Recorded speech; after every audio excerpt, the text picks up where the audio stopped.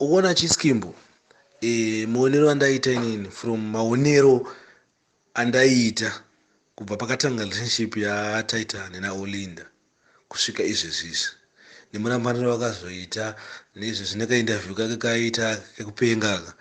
I think inini first advice andokwanisa kupa mageto youths, and advice iyi haisisiri yaTitan because Titan akatosangana nehora kudhara. Advice yangu ndeye mangu mageto youths ane meditation inenge yaTitan. Chinhu chekutanga ndechekuti siyanai nechembere dzevanhu.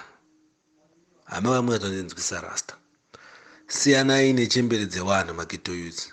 Handiti tsvaga kabhebi kako kaspecial kaunoisa padheni. Mfana Titan nini ndakamutarisa zvangu nanga uchinzi mafesa achiwiwe vanoona kuti he's handsome German. Aiziva kuti haangamboshayi kabhebi kana kubulawaya kunonzi kune zvimoko zvakawanda uko haangamboshayi. But iye akunetsana nechembere dzanastana, chembere kwete chembere astana, chembere yakatosiyiwa neumwe geto youth pamwe murume wacho akatofa tizive sana Sparks. Aiziva. Saka first advice ndeyekuti wageto youth ngaasachiwe chembere dzevanhu. Mageto youth ngaasachiwe mari, ngaasade mari steering. I think Titan aida mari steering. Saka obviously kana uri munhu anoda mari steering unosangana nehora yakaita kunge hora yakasangana naye. Kobva kwati chechi2, trust no one. Waiziva, usatruste munhu wangosangana naye pasocial media. Waiziva, wawanzwa kuti aimbodana nani nhingi uyu wangutrust, aitrusta munhu anopost mana aona hazvisiri izvo. Waiziva, from maonero angu inini munhu hatrustwi. Majoki hatrustwi chibaba, akatrusta joki. Saka majoki ngaatrustwe. Kobva kwati iye chechi3 ndechekuti Titan akapusa. Aiziva, mageto youth musapuse because iwo hazvimeke sense kuti unoenda kunotestwa kahobo partner yako isinganotestwi.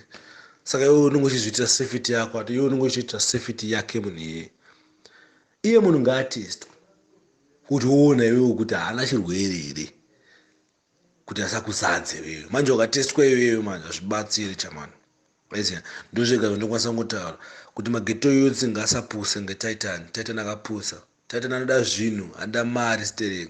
Saka izvezvi yanguva yake kuti achienjoy. Waiziva, kuda mari kokoko ambochemewo. Waiziva, handaimbokura ndege achienda kustates achichengetwa nechimoko eka. Isusu tatingori kwekuZimbabwe handichimama nenhamo. Waiziva, saka hapana. Nyaya irapaka zvinorema, zvinorwadza.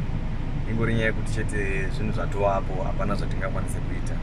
Mukomana kufanira kuti ungopinda pachiroko totanga kumwa maARV and so forth, but zvinhu zvinorwadza. Unoona Titan nayo akakanganisa because aifanira kutanga anotestwa, musikana wake aenda kunotestwa pasati panyanya kuita trust yekuonesana nemadziso aya, because ukanakirwa neyellow bone wangu vanenge vachipisa mayellow bone, ndo challenge.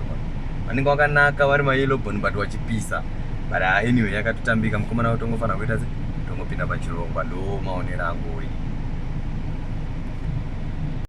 Munhu angazonzi akakaura ake, but I think Titan akapinda machitsvaga zvaaida kudya ndobva adyiwa ari akabaya akabva azorewa. Hatingangoti munhu akakaura ake, but Titan akawira mumusungo wakazvisira ega. Secondly, Titan kutaura kwaakuita nangu ndokufarira because all this time tachingoholinda iko zvino Titan akutaura oga, at least aane voice, akutaura, akuda kunzwawo both sides of the story rather than ungonzwa Olinda achiita kuchema kwake anenge anotanga ariyesa munhu uyo. Haina handizvivisizi zvamutaura fair, but ndofunga kutaura kuri kuita Titan nyaya yake kuribo, but zvake akazorewa akazvitsvakira. Saka Titan uyu aifunga kuti iye awana chibhebi chake chinomuda nekuti iye akamira sei. Hamusi kuona kuti vanhu vanga vakatowandirana here. OC aitodawo kayoung boy, Titan aitodawo free pass mulife make. And again, but Titan ndiye stupid because uchiona munhu ane experience ane vana what iwo hauna kana mwana, unongorara naye usina kana kuenda naye kunotestwa. Guys, ngatitestwei please.